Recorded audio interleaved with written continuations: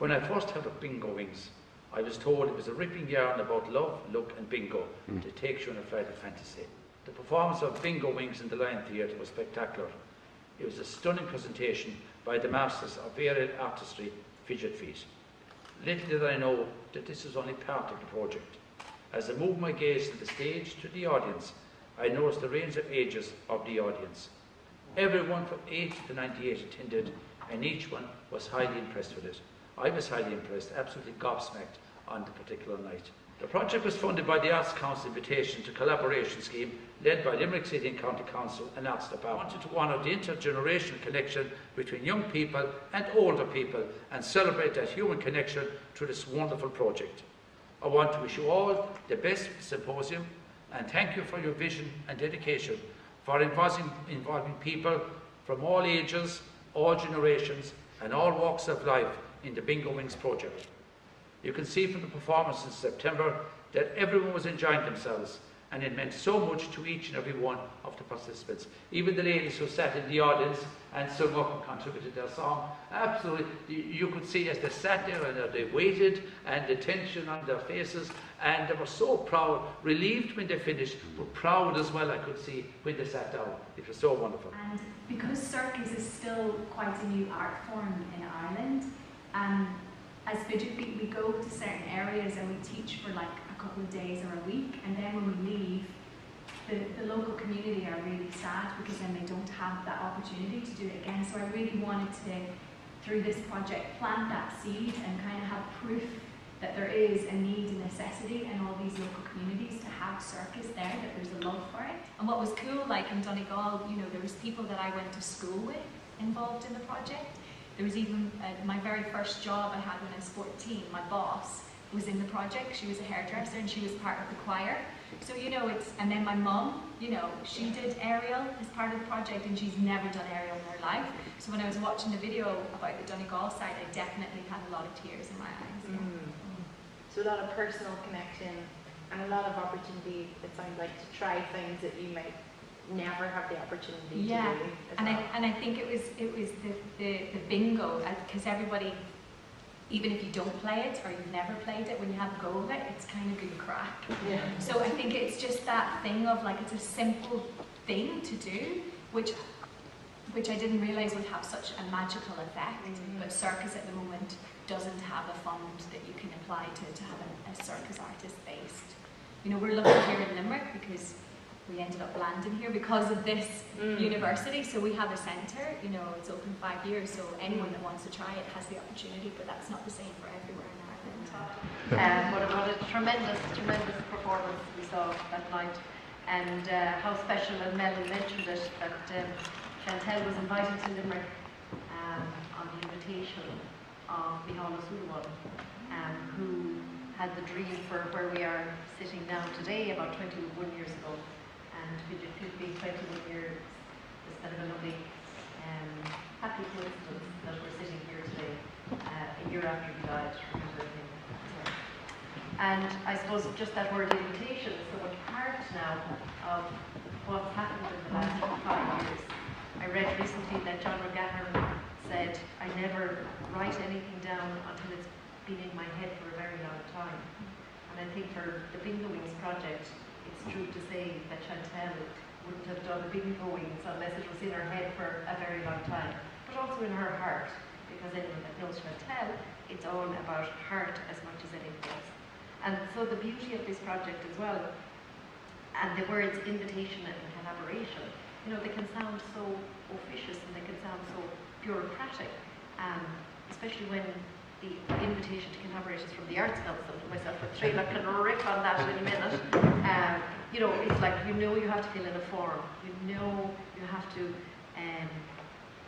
have accounts and be accountable afterwards. And all of that for us who are the people who are involved in that side of it can make it very dead on the page. And I suppose just at this particular point, I want to pay tribute to two creative bureaucrats sitting in the front row there. Pippa and Julianne got the project together in that way, in that structured, physical way that is required when you're looking for this type of funding. And even though with the power of the creativity of the show and what we saw, it also isn't possible to do it without the creative bureaucrats like Julianne and Pippa. So Fidget Feet, I've known Chantal and Fidget Feet for about 20 years, from about the mid-90s and so, and they were a very nomadic company. Every time I worked with them, they were based somewhere else. They were in London, they were in Newcastle, sometimes in Donegal, sometimes away, down in the Midlands, where there's a couple of very nice dance initiatives. There's a German lady, Annika and Shawbrook. Annika and Shawbrook, this lady set up a contemporary dance and ballet school in a farmyard in a village called Rathone, in the middle of Westmeath, Longford, that kind of area, where there was no tradition whatsoever of that type of activity, and took a chance on it, converted a hay shed or a cow barn into a dance studio, and has since, hosted and trained and worked with people like Michael Keegan Dolan and all those kind of people. And Chantal and Jim ended up there at one point, and then came down around here and were asked to be the resident company here. And I think that relationship, which started here, has now sort of morphed into the Area Creation Centre. And obviously, a bit like ourselves in Donegal, when we met with Chantal first, you could see there was an energy there, a creativity and ambition, and you want to help that as a local authority in any way you can. In essence, the body is not simply flesh and bones, instead it is a living enactment of culture and social beliefs. And that's really what my job in this project is to do. And following the learnings that occurred from Limerick City and County Council on the European School of Spectacle project, is looking at a different way of evaluating. Rather than looking at a quantitative or statistics form of way of getting information, is looking at meaning and what culture means to people and what being involved in this means, not in a trite way of, changed my life and it was great, but also what can it tell us about how a culture functions. And one of the things that dance is a phenomenon in itself, and a lot of people compare it to different forms of other phenomena, so like singing and music making, but dance is particularly revealing about what we choose and what we believe in, because it's incorporated so much into our bodies, it's through our bodies that we do that.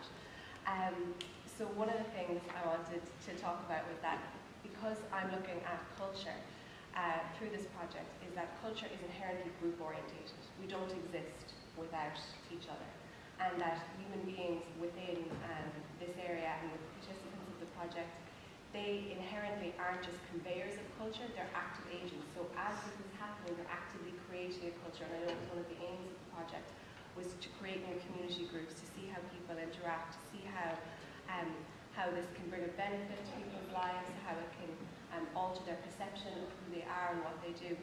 Usually aerial dance is just a little act in the background and then we get back to the real show. Whereas this was using aerial to push the story forward.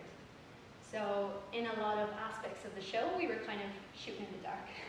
There was a lot of experimentation, and a lot of it was a little stressful.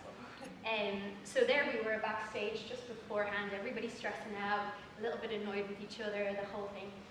And then in walked Moya and Jimmy, all bright-eyed and excited about the theatre, about the fact that they were going to be in front of the lights, that Moya got her hair done and she got her makeup done, and it was just this buzz that they brought into the room, and it reminded me of why I'm performing, why I got into this, and what it actually means to me, and the reason why I started and go through all the crap and the costume changes and the auditions and the rejection and the whole shebang. It's that moment of that excitement of, I'm going to be on stage and I'm hanging out with the girls and getting my hair done and I'm doing this and that, and that's what it's all about. And I think that was the heart of the Bingo Wings project, and for that moment that made me completely believe into the show.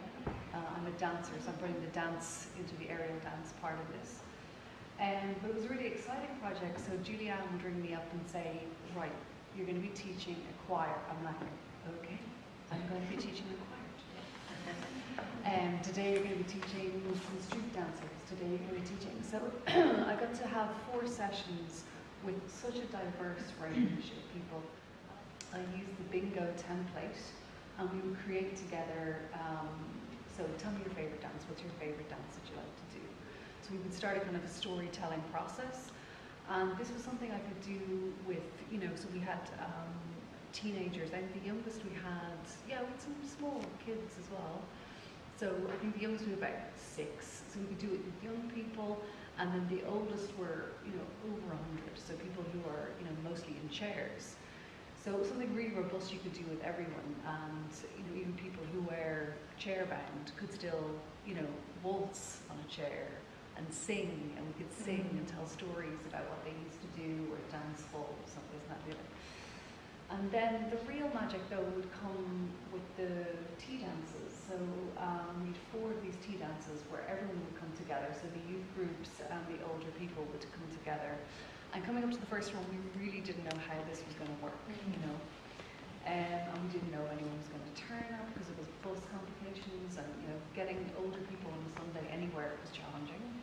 But in the end, they were all, the 4 of them were really beautiful days where lots of people turned up. And yeah, it was that opportunity of, you know, older people with mobility issues saying, I'm never going to get on a trapeze. And me going, that's probably right. And then you see them on a trapeze and you're like, oh. And, you know, and getting really, like, standing up and trying out things and having the confidence to do that, and then having the younger people then going, well, they weren't going to do it. And then they would get into it too. And it was a really kind of, I would say, an organic, rather than forcing people to kind of like, here, talk to this person you've never met before. It was a really nice kind of exchange and organic way of people kind of coming together. And then playing bingo.